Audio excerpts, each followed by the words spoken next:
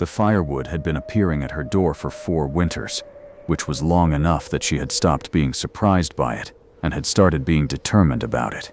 The first winter she had thought it was the Connolly family, who were known for that kind of neighborliness, and she had thanked them and they had looked at her strangely and she had understood it was not the Connolly family.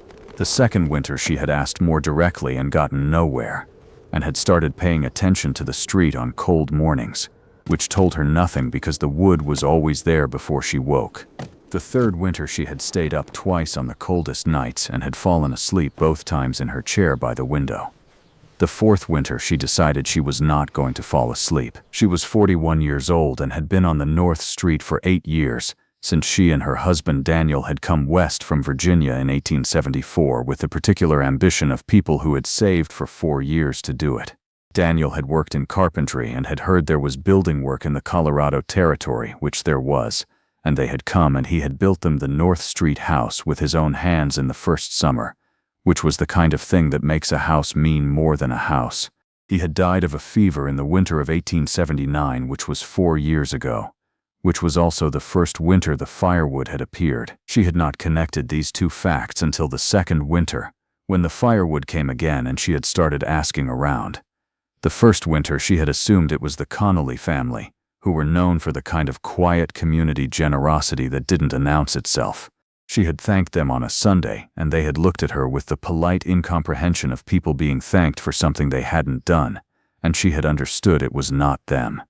She had asked 3 more families before she stopped asking and started watching instead. She had a list of candidates that had grown shorter every winter. The preacher, whom she had eliminated after 2 months of close attention to his morning movements.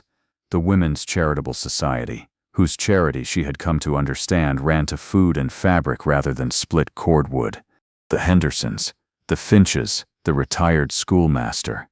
None of them. She had not considered Ward Ellison, because Ward Ellison was not the kind of man you considered when you were looking for the source of anonymous charity. He ran the livestock and dry goods operation on Main Street and had a reputation in Harmon Creek that was precise, fair dealing, hard terms, no sentiment in business. He would sell you what you needed at a fair price and not give you a cent's credit he didn't expect returned. He had bought defaulted equipment at auction twice in the past 3 years, and both times at the fair market price without any generosity above it, which was honest but was not charitable. He was not unkind. People did not dislike Ward Ellison, but they did not think of him as the man who left firewood at 5 doors before dawn in January. Not one person in Harmon Creek would have named him, certainly not Ada. She had her candidates. The preacher was the obvious answer. He was known for quiet, charitable acts and had the theological motivation. She had watched his movements on cold mornings for the better part of a winter and had concluded it was not him, primarily because the preacher was not a man who could do physical labor before dawn without someone noticing and mentioning it. The Women's Charitable Society had resources, but their charity ran to food and clothing, not split wood. The Hendersons on the East Street had been generous neighbors in other ways. It was not them either. She had not considered Ward Ellison. Ward Ellison ran the livestock and dry goods operation on Main Street, and his reputation in Harmon Creek was for fair dealing and hard terms. He gave no credit he didn't expect to be repaid. He drove honest bargains that left no room for sentiment. He had twice purchased defaulted equipment at county auction at prices that were accurate and reasonable, and showed no inclination toward charity. He was not unkind. He was consistent, which was different. And if anyone had asked Ada before the 4th winter who in Harmon Creek was leaving firewood at the doors of struggling households before dawn, she would not have said Ward Ellison. She had her candidates wrong, and she knew by the 4th winter that she had them wrong, because she had eliminated all of them one by one with the patient investigative attention she had been bringing to this question since the 2nd winter. Ada had always been observant. Daniel had said this about her, that she noticed the things other people walked past, and she had carried it as one of the true things he had said about her, one of the small, accurate gifts of a long marriage. She had applied it to the firewood problem with the particular determination of a woman who has been on the receiving end of an anonymous kindness for 3 years, and has decided that the person responsible ought to at least know she was grateful. She had not intended to make a project of it. It had become a project anyway, the way things become projects when you are observant and have a question that needs answering, and the long Colorado winters give you time to think. The preacher did not rise before 6. The Connolly family's son had married and they had moved to Denver. The Hendersons had their own difficult winter and were not in a position for charity. The list was empty by December of the 4th year, and she was left with the conclusion that whoever it was someone she had not thought to look for, which meant she needed to stay awake longer than she had managed in the 3rd winter. Ward Ellison had been in the county for 12 years, which was 4 more years than Ada. He had come from Missouri at 33 with a small amount of capital and the specific business sense of someone who had grown up without money and had learned, early and thoroughly, exactly what money was for. He had built the livestock and goods operation from a single storefront into the largest dry goods supply in the county, not through any talent for sociability. He was not a sociable man, but through the combination of fair dealing and hard terms that made him both respected and slightly feared in business contexts. He gave you what you needed at the right price.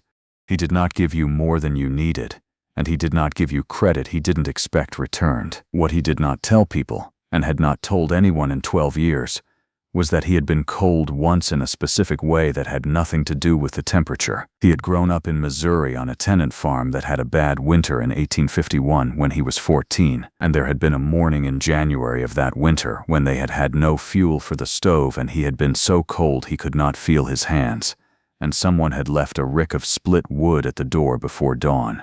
No note, no name. He had never found out who it was. He had thought about it on most cold days since, which added up to a considerable number of cold days over 31 years. When he came to the Colorado Territory and made enough money to have surplus, the first thing he did with it was buy a wood splitter, and the second thing he did with it was figure out which households in the county were going to be cold in January. On the coldest night of the 4th winter, the night Ada had decided would not end with her asleep in her chair, she sat at her north window with the lamp out and the blanket around her shoulders, and the cold coffee she kept drinking to stay awake, and she waited. 2 hours. Then she saw the shape of a man come from the south end of town pulling a small flat cart, and the moon was full enough on the snow that she saw him clearly, and it was Ward Ellison in his heavy oilskin coat and his dark wool hat moving through the cold pre-dawn with the quiet efficiency of someone who had done this for a long time and knew how to do it without waking anyone. She watched him come to her door first, which was the nearest house on the North Street. She watched him lift 6 pieces of split cordwood from the cart and stack them at her door with the careful quiet of someone who has learned to do this without the wood knocking together. She watched him go to the Morrison house next, which was the elderly couple who had been making do on a fixed income since Hank Morrison's leg gave out. She watched him go to the Finch house after that, where the young widow with 2 children had been stretching every penny since August. She watched him go house by house down the North Street, 5 houses in total, and then pull his empty cart back down the street and disappear toward the south end of town. She stayed at the window for a long time after he was gone. The street was empty again, the 5 stacks of wood at the 5 doors, his cart tracks already beginning to fill with the light overnight snow. She thought about Ward Ellison, the man at the counter who had sold her lamp oil and salt pork every other week for 4 years, who had told her the price and taken her money and said thank you and put the goods on the counter, who had never once struck her as the kind of man who pulled a cart through the cold before dawn for 5 households he had never spoken a personal word to. She thought about what this said about the things she thought she knew about people, which was apparently less than she had assumed. She thought about the Martins. She had heard from Cora that the Martins had gone to Ward's shop last spring for credit they needed, and Ward had told them no, which Cora had reported as evidence of what kind of man he was. She thought about the Martins now, and about the fact that the Martins had managed fine through the summer, which she had also heard from Cora and which Cora had not connected to anything in particular. She thought about the firewood outside the Martin house. She thought about various things that had been managed in the county and who had managed them and whether she had been looking in the right direction when she was looking. She went back to bed.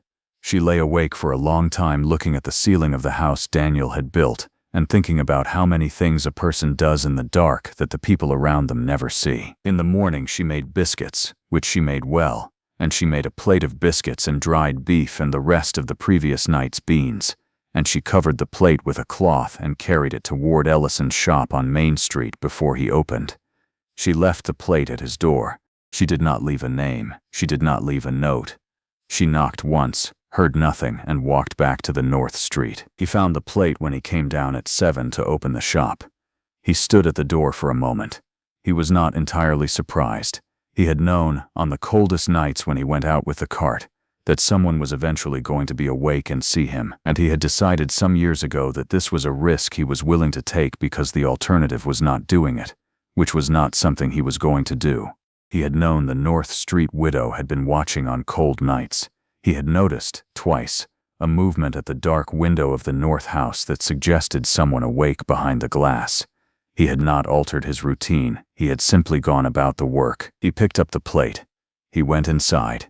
He set it on the counter and looked at it for a moment. No name, no note, he thought. The North Street widow, he thought. She has been trying to find out since the second winter, he thought. She found out. He ate the breakfast at his counter before opening. The biscuits were good, better than what he made himself, which was functional.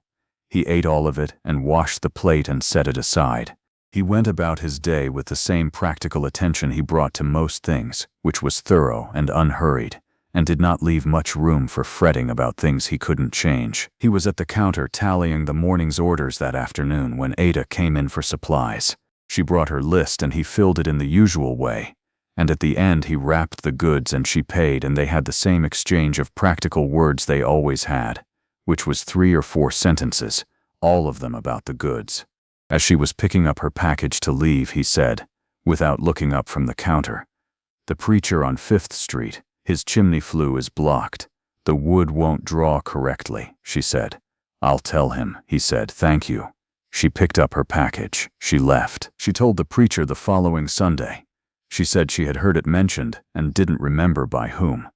The preacher had the flue cleared and it drew correctly, and he thanked her at the next service, and she said it was nothing. What she had understood from the comment about the flue was not only that Ward Ellison knew which houses had chimney problems, but that he had been paying the same kind of attention to the county that she had been paying. The specific attention of someone tracking what people need rather than what they ask for. She had been doing this as a matter of neighborly habit for 4 years, noticing and then telling whoever she thought could address what she noticed. She had not had a consistent person to tell it to. Now apparently she did. She brought a plate to his door every Thursday.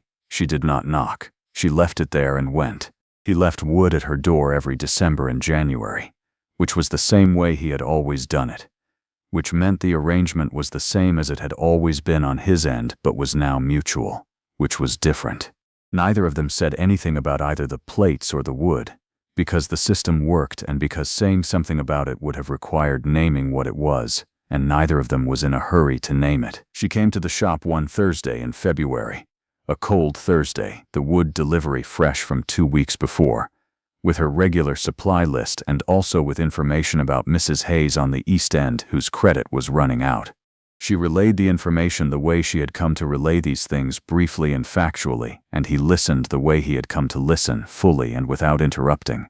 He said, "I know about Mrs. Hayes." She said, "What will you do?" He said, "What I do." She said, "What is that?" He looked at the inventory ledger on the counter. He said, "I extend the credit and note it differently." She said, "You said you don't extend credit." He said, "I said I don't do it publicly." She looked at him across the counter. This man she had been buying lamp oil and dry goods from for 4 years, who she had now been watching for 1 winter and whose Thursday plate she had been delivering for 2 months. She said, "The wood, 4 winters, why?"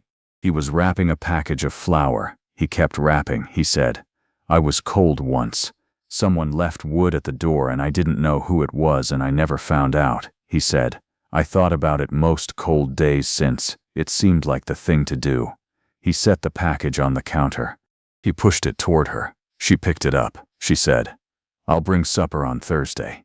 He said, "I'll be here." She went to the door. She stopped. She said, "Who left the wood?"